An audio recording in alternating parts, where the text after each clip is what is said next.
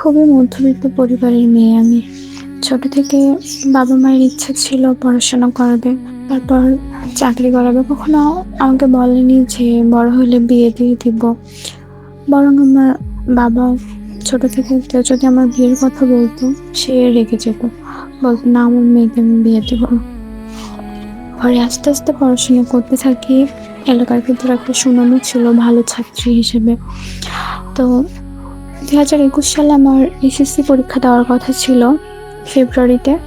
পরে করোনা ভাইরাসের জন্য ২০২০ সালে স্কুল, কলেজ সবকিছু বন্ধ হয়ে যায়। তো তখন পড়াশোনার একটু ক্ষতি হয়। পরে ২১ সালে এপ্রিল এপ্রিল মাসে আমার একটা ছেলের সাথে যোগাযোগ হয়। তো তখন থেকে এমনি ফ্রেন্ডলি কথা বলতাম। বলতে, বলতে পরে আমার তুই এসএসসি পারবি মা। পরীক্ষার পরে রেজাল্ট অনেক ভালো আসে। তখন আব্বু-আম্মু সিদ্ধান্ত নিল যে আমাকে বাইরে পড়াশোনা করতে পাঠাবে। তো আব্বু অসুস্থ হওয়ার কারণে সবাই বলল যে, "না, বাইরে পাঠালে মেয়ে ভালো থাকবে না।" এটা সেটা বলে তার ব্রেইন ওয়াশ করে পরে সে ডিসিশন থেকে সরে যায়।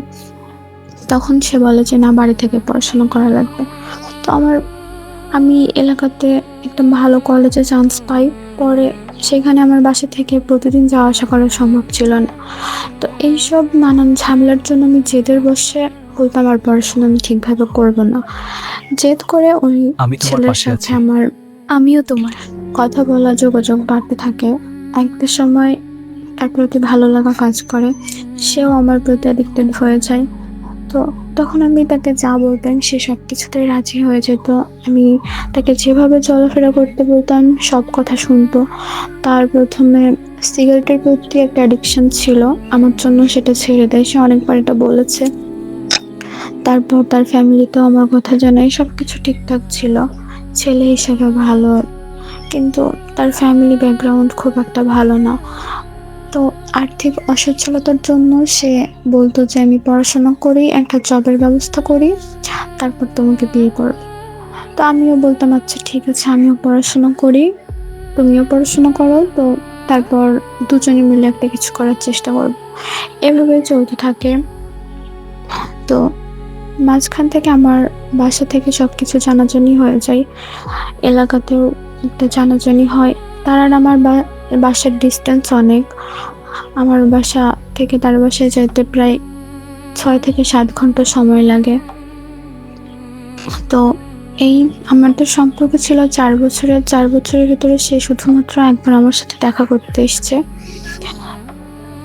তারপর বাসায় জানাজানি হয়ে যাওয়ার পরে আমার বাসা থেকে তার বাসায় যাই। সবকিছু দেখে এসে বলে যে ওখানে বিয়ে দিতে পারবে না। আমি তার আগে অনেক ভালো, ভালো জায়গা থেকে আমার বিয়ের সম্বন্ধ এসেছে। আমি না করে দিয়েছি তার কথা ভেবে। তো আমার বাড়ি থেকে সবাই আমাকে বোঝায় যে ওখানে বিয়ে করা ঠিক হবে না। আমি ভালো থাকবো না।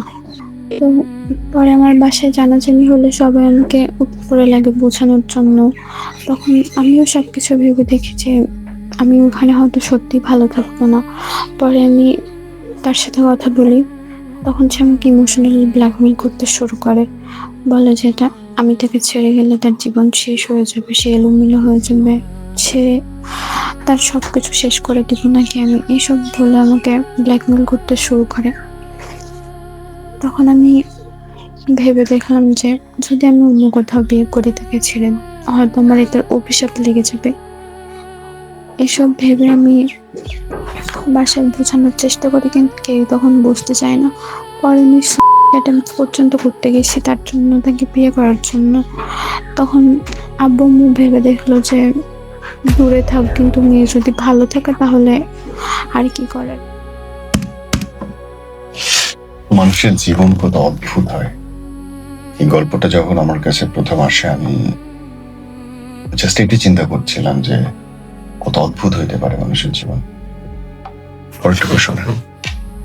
পরে সবাই বড় ধুমধাম করে বিয়ে দেয় আমাকে। তো বিয়ের সময় তাদের কথা ছিল যে তাদের কোনো দাবি দাবা নাই। আমাদের এলাকাতে কাবিনের টাকা পরিশোধ করে বিয়ে দেয় মেয়েকে। আর তাদের এলাকাতে নাকি নিয়ম মেয়েকে যৌতুক দিয়ে দেওয়া হয়। মানে বিয়ের সময় লাখ লাখ টাকা যৌতুক দেওয়া হয়, এটাই নিয়ম। যৌতুক ছাড়া বিয়ে হয় না। কিন্তু তখন বা বিয়ের আগে আমি এটা জানতাম না, আমার ফ্যামিলিও কেউ জানতো না। পরে বিয়ে করে আমি ওইখানে যাই। বিয়ের পরে ওখানে ১ মাস থাকি, তারপর যে ২ মাস থাকি। যেহেতু আমাদের ডিসট্যান্স অনেক, একভাবে থাকা হয়নি। আর আমি পড়াশোনাও কন্টিনিউ করছিলাম তখন। তো ১ম ১ মাস, তারপর আবার ২ মাস যেয়ে থাকি, কোনো সমস্যা নাই। সবার বিহেভিয়ার অনেক ভালো। পরবর্তীতে ৩ মাসের জন্য গেছি, তখন আমার ভাসুরের বিয়ে ঠিক হয়। তো মেয়ের বাবা নাকি যৌতুকের টাকা দিবে। তারপর থেকে আমার শাশুড়ির বিহেভিয়ার পাল্টে যায়। সে নানানভাবে মানসিক অত্যাচার শুরু করে। সবার সামনে একরকম বিহেভ করে, আমার সামনে একরকম। মাঝে, মাঝে কথা শোনায়, আমাদের এলাকাতে যৌতুক ছাড়া বিয়ে হয় না। এটা সেটা, বড় বউয়ের বাড়ি থেকে এটা দিছে, ওটা দিছে। এসব নানান কথা শোনাতে থাকে। আমি আমার জামাইকে বললেও সেগুলা বিশ্বাস করে না। সে তার মায়ের সাইড নেয়। পরে আমি এগুলা থেকে তার সাথে কথা বলা একটু কমিয়ে দিছি। তারপর তার মা আমাকে এটাকে ইস্যু করে অনেক বড় ঝামেলা, অনেক সিন ক্রিয়েট করতে শুরু করে এলাকার লোকজনকে ডেকে। তা আমি এগুলা সহ্য করতে না পেরে আমি আমার হাসব্যান্ডকে আমি বারবার বলি যে, "কিছু বলবা, কিছু না বললে আমি এগুলো কিসের জন্য সহ্য করব?" সে কিচ্ছু বলে না তার মাকে। পরে আমি আলাদা থাকতে চাই, তখন সে বলে সে তার মাকে ছাড়তে পারবে না। তারপর আমার বাবার বাসাতে আমাকে রেখে যায়। এখন ১ মাস আমার সাথে কোনো যোগাযোগ রাখে না, সে আমাকে আর নিবে না। তো আমার বাসা থেকে এখন আমি যদি বলি যে এরকম, সবাইকে আমি বলছি, অনেকের কথা যে, "তুই তো নিজের ইচ্ছাতে বিয়ে করছিলি, আমরা তো কেউ রাজি ছিলাম না।" এখন অনেক মেন্টাল ট্রমার ভেতর দিয়ে আমি যাচ্ছি। সে আমাকে বিয়ের আগে ইমোশনাল ব্ল্যাকমেইল করে বিয়ে করছে। আমাকে ভালো রাখার জন্য সবকিছু করতে পারবে। সে আমাকে, আমার জন্য নাকি রক্ত বিক্রি করে হলেও ভালো রাখবে আমাকে। এসব প্রতিজ্ঞা করে এখন তার মায়ের কথায় উঠে বসে। তার মা বলেছে আমার সাথে যোগাযোগ রাখতে পারবে না। তার মা হয়তো তাকে বলেছে, "ওকে ডিভোর্স দিলে তোকে এখানে অনেক টাকা যৌতুক নিয়ে বিয়ে দিব।" এটা শুনে সে আমার আমার সাথে আর কোনো যোগাযোগ রাখে না। কি অদ্ভুত, অদ্ভুত ঘটনা।